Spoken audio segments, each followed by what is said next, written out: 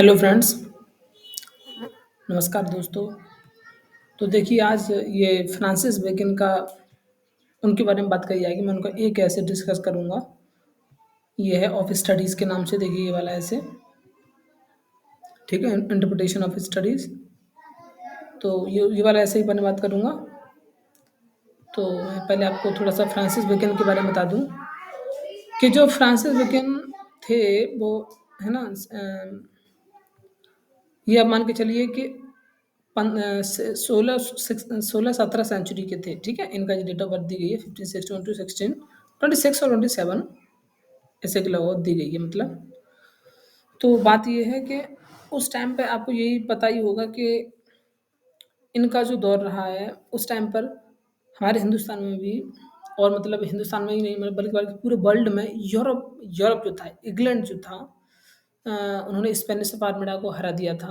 और तो जो जो वहाँ का था, फ्रांस का था, ठीक है, जो वो उन पर अपना कब्जा करने की कोशिश करते थे और ये उनको मात देने की कोशिश करते थे, लेकिन एलिजाबेथ का टाइम था वो, 16वीं सेंचुरी, ठीक है, 1600 में, 16वीं सेंचुरी में, जैसे मतलब 1600 में क्या हुआ है कि एलिजाबेथ ने शायद 15 मतलब 15 साल का था वो, ये दिया था कंपनी को कि आप जाके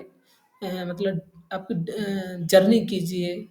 और मतलब पूरा आप वर्ल्ड को ट्रैवल कीजिए, ठीक है। तो इन्होंने उसमें क्या था, एक मतलब समुद्र में ही आके स्पेनिश पारगना को हरा दिया था। तो उससे इनको ये लगने लगा था कि हाँ, हम अब जीत सकते हैं और हम आगे कर सकते हैं, ठीक है। हालांकि वो एक अलग बात है, लेकिन मैं ये बात इसलिए बता रहा हूँ आपको क्योंकि फ्रांसिस बेकन जो थे ना, उन्होंने ये सारी बातें देखी थी, ऑब्जर्व करी थी रेनेसां के टाइम पर। तो देखिए लाइफ ऑफ फ्रांसिस बेकन बात करते हैं। Francis Bacon is considered as a renaissance man, ठीक है। रेनेसा के मतलब वो है, वो आप जैसे चाइल्ड कहते हैं, वो मान जानते ही, वक्त एज अ लॉयर भी थे, वो साइंटिस्ट भी थे थ्रू हिज लाइफ, है ना, लॉयर थे, मतलब वो स्टेट्समैन थे, बहुत पॉलिटिशियन, उनको पॉलिटिक्स में उनका रोल रहता था। Bacon's most valuable work surrounded philosophical, ठीक है, फिलोसॉफिकल उनका वर्क हुआ करते थे, एरिस्टोटल कंसेप्ट पे बेस्ड हुआ करते थे, जिस तरीके से एरिस्टोटल के भी आप कुछ पढ़ते होंगे, है ना, प्लेटो एरिस्टोटल के। तो उसी टाइप की फिलोसफी होती है उनमें, ठीक है। साइंटिफिक मेथड होते हैं। साइंटिफिक मेथड का मतलब ये है, एक अप्रोच है कि हम ये करेंगे वो करेंगे, इस तरीके से लाइफ होनी चाहिए, है ना। एक तरीका है मतलब करने का, रैशनल तरीका है, रहता मैं ये कहूँ आपसे। Bacon served as an attorney general as well as a lord chancellor of England, ठीक है। अटॉर्नी जनरल का जो पद होता है ना, तो वो वाले उस पे पद पर रहे थे, बहुत बड़े थे, ठीक है। सब एज ए यूनिवर्सिटी एजुकेशन, और received his education from the several university including Trinity college and the university of Cambridge, वहाँ की जो कॉलेज थी उसकी, कैम्ब्रिज की। इन्होंने 58 ऐसे लिखे हैं फ्रांसिस रोबर्ट, और 50 ऐसे लिखे थे। तो देखिए 50 लिख रहा है। मैंने भी जो किताब में पढ़ा है, एक किताब है मेरे पास, पतली सी, मतलब बहुत ओल्ड किताब है, उसकी कीमत 35 35 रुपीज़ है। मैं इसको आपको दिखाऊंगा। तो उसमें ना 58 ऐसे देखे हैं, और इन्होंने, देखिए दिया गया है टोटल 58 ऐसे बताए गए हैं उस किताब में। लेकिन अंकल वॉज, तो ये वाली बात है, ये देखिए लिखा है, ही हेल्प सिम्बलाइज द, मतलब की, ठीक है। अब मैं देखिए बताता हूँ आपको, ये तो पता नहीं कैसी बात है, इसको देखिए आप। इन्होंने 3 ऐसे लिखे थे, मतलब इनके 3 ऐसे से कलेक्शन आए थे, एक 1597 में, एक 1612 में, एक 1625 में, ठीक है। 26 27 में ये इनकी इंतकाली हो गया है, चले ही गए हैं ये। तो जो ये था,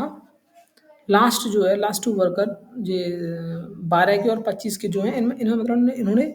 अपने और कलेक्शन दिए थे, है ना। कुछ ऐसे इस वाले वर्क में थे, इस वाले वर्क में थे, फिर कुछ इसमें थे,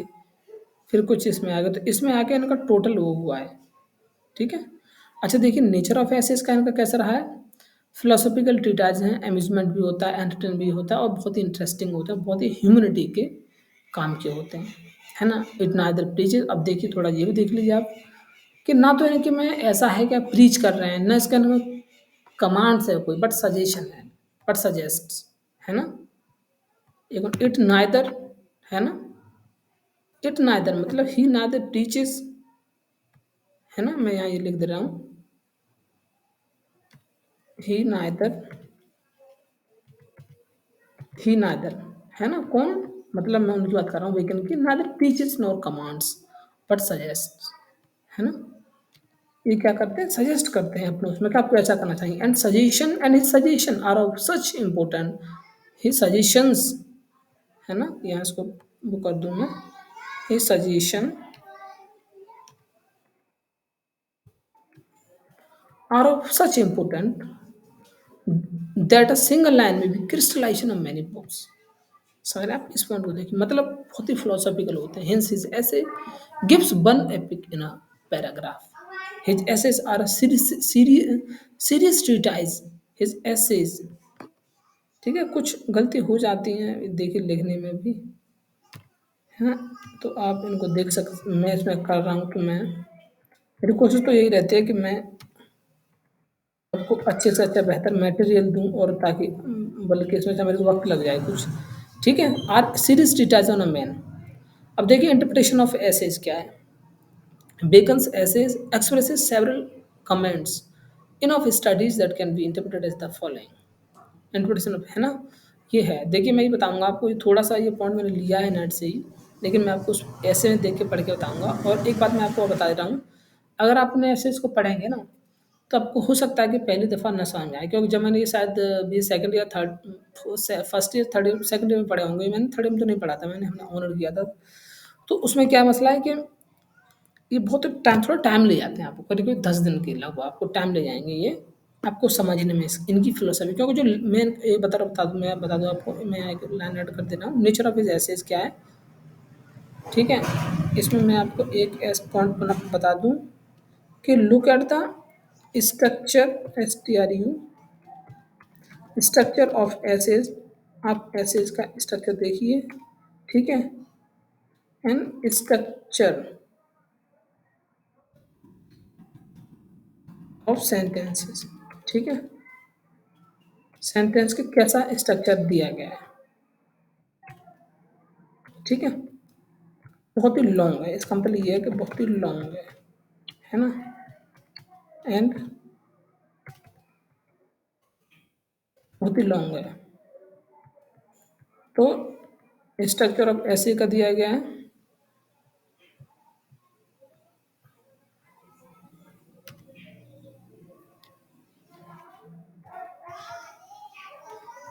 ये दिया गया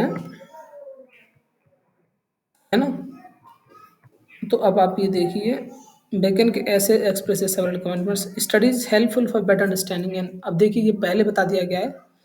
कि किस में मदद करती है हमारी एक अंडरस्टैंडिंग है उसको डेवलप करती है और हमारा करेक्टर में भी ग्रोथ करती है ना reading provides delight and fun और mental showing off and the ability for success समझ रहे हैं आप शोइंग ऑफ नहीं करती है मतलब है ना and the ability for success और हमारी जो काबिलियत है मतलब सक्सेस करने की उसको बढ़ाती है ये चीज़ ठीक है ये आप ये मान के चलिए आपका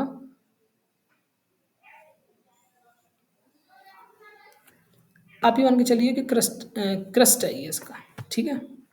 जिस्ट है इसका ये अब देखिए studies serve for delight for ornament and for ability their chief use for delight is in privateness and retiring समझ रहे हैं आप प्राइवेटनेस का मतलब ये है कि इंडिविजुअल के लेवल पर एंड रिटायरिंग में जब आप हर काम से रिटायर हो जाएंगे तो फिर आप for ornament and is in discourses जब बातचीत करेंगे तो पता पड़ जाएगा बंदा बड़ा लेके and for ability is in the judgement and disposition of businesses है ना for expert man can execute ठीक है एंड पर जज of particulars one by one एक आदमी जो एक्सपर्ट है उसको वो जज कर सकता है और उसको यूज कर सकता है बट द जनरल काउंसिल्स और बहुत से लोग सजेशन देते हैं and the plots and the marshalling of affairs है ना कम बेस्ट फ्रॉम देखिए मैं इसे थोड़ा वो कर लेता हूँ plots and marshalling of affairs some come best from those that are learn to spend to अब देखिए ये कहते हैं कि स्लोथ है लेजीनेस है ना क्या है ये लेजीनेस है अगर आप ज़्यादा टाइम स्पेंड कर रहे हैं स्टडी के साथ तो क्या है ये एक लेजीनेस है आप ये सजेशन देखिए आप यहाँ तो use them too much for ornament is affectation affectation मतलब अफेक्शन का मतलब ये होगा कि मतलब उसका प्रभाव पड़ रहा है आपको to make judgement wholly by the rules is a humour of scholar समझ रहे हैं आप मतलब एक आपकी मान के चलिए कि आपने बुद्धि से उसको नहीं यूज किया है स्कॉलर के द परफेक्ट नेचर स्टडी से हमारा नेचर अच्छा होता है या फिर उसकी यूज करके हमें उसका नेचर चेंज करना पड़ता है, and the perfect by experiences, और एक्सपीरियंसेस यूज चेंज। ये एक्सपीरियंस आप इसे यूज करेंगे तो इससे आपकी वो होगा। For natural abilities, abilities are like natural plants they need pursuing, ठीक है, by study and study themselves do give but for direction.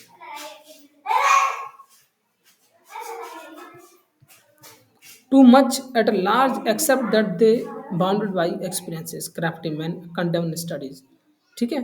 कुछ लोग जो होते हैं, है ना, वैसे जो लोग होते हैं, अब जैसे यहाँ बात ये दी गई है कि मतलब कुछ लोग जो होते हैं ना उस पढ़ाई को कंडेम करते हैं, ठीक है, पढ़ाई को कंडेम करते हैं, लेकिन जो बाकी जो लोग होते हैं, देखिए but that is a wisdom.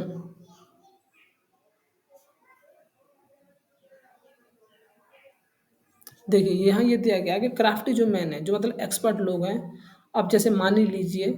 वो स्टडी को कंडेम करेंगे। इसका मतलब ये हो गया कि मैं देखिए अब कह ही रहा हूँ मैं आपसे ऐसे, तो मैं उसको पॉलिटिकल्स के टर्म्स में भी इंटरप्रेट कर सकते हैं, है ना। देखिए ये मेरा इंटरप्रिटेशन है, इसको ये मेरी अंडरस्टैंडिंग है। हाँ, मेरी अंडरस्टैंडिंग आपके इस काम में आ सकते हैं कि you can use this understanding to have your own opinion regarding this, क्योंकि लिटरेचर में ये हमेशा होता रहा है। क्या राइटर कहना चाहता है ये हम नहीं कह सकते, हम तय नहीं कर सकते, लेकिन हम उसे इंटरप्रेट कर रहे हैं अपने अकॉर्डिंग, ठीक है। The teach not their own use, simple not, कुछ लोग उसे एडमायर करते हैं, सिंपल मैन जो आम आदमी, and wise man use them, और जो विद्वान लोग होते हैं उसे यूज कर लेते हैं। देखिए वाइज मैन यूज किया गया है, समझना, वैसे मतलब समझदार लोग। For the teach not their own use but that is a wisdom without them, and above them born by observation, कुछ लोग होते हैं जो ऑब्जर्व करते रहते हैं, did not to contradict and confute. समझ ना, कन्फ्यूट का मतलब हो गया यहाँ कंट्राडिक्ट करने के लिए, मतलब 10 लोग आपसे बात कर रहे हैं तो आप उसको तर्क मत दीजिए, इसलिए मैं तरफ पढ़ी है, न किसी की बात को गलत साबित करने के लिए, कंफ्यूट करने के लिए यूज हो जाए, not to believe and to take for, और ऐसा नहीं पढ़ लिया आपने उसको ग्रांटेड कर दिया, फॉर ग्रांटेड ले, not to find talk and discourses, समझ ना, बात बताने के बाद, but to weigh and consider. Some books are to be tested, others to be swallowed, and some few to be achieved and digested. That is, some books are to be read only in parts. समझ रहे हैं आप? इस बात का यहाँ आगे दिया गया है कि कुछ चीज़ें किताबें आपको पढ़नी चाहिए, कुछ इस तरह कम पढ़नी चाहिए, कुछ ज़्यादा पढ़नी चाहिए, तो ये तो आपको तरीका बताएगा, ठीक है। रीडिंग मेक, अब देखिए मैं यहाँ से पढ़ रहा हूँ, देखिए आप यहाँ से पढ़ लेंगे, मेक अ फुल मैन, है ना, conference reading man, writing in exact man. अब जब इस कहने का मतलब ये है कि जब तक राइटर राइटर पे ही ला रहा है, देखिए ये दिया गया है, मैंने कहाँ कहाँ से लिया है, एक साइट से लिया है ये, है ना, देखिए ये जो दिया गया है thoughts.com साइट से लिया गया है ना, मैं लिख भी दूंगा, तो वो है, ये पढ़ सकते हैं आप। And therefore if a man writes little he need have a little, he need have a great memory, if he confers little he need a have a present wit, and if he read a little, तो ये दिया गया है। अब देखिए इसमें से एक पॉइंट और देख सकते हैं आप, studies pass in to and influences manners, study वो करती है एन आदमी के करेक्टर में वो चेंज हो जाती है, and there is no stone और impediment in wit but they may be brought by fit, like a disease of the body may be have appropriate experiences exercise, ठीक है। अब यहाँ आपको एक एग्जाम्पल के तौर पर समझाया गया है कि बाउलिंग किस लिए जरूरी है, स्टोन के लिए, reins shooting for the legs and breast, तो ये सब बातें हैं, आप इसे समझ सकते हैं। I think that's all for today, और कुछ है नहीं इसमें ज़्यादा।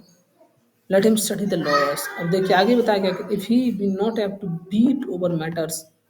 And to call him things to prove and illustrate another, let him be a lawyer, अगर वो बात को नहीं काट पाता है तो उसे लॉयर होने दीजिए। सो एवरी डिफरेंट है, और उसके माइंड में रहे, if is between not to have to distinguish और find differences, let him study the school man, है ना। तो thank you guys, I think that's all today, see you in another video.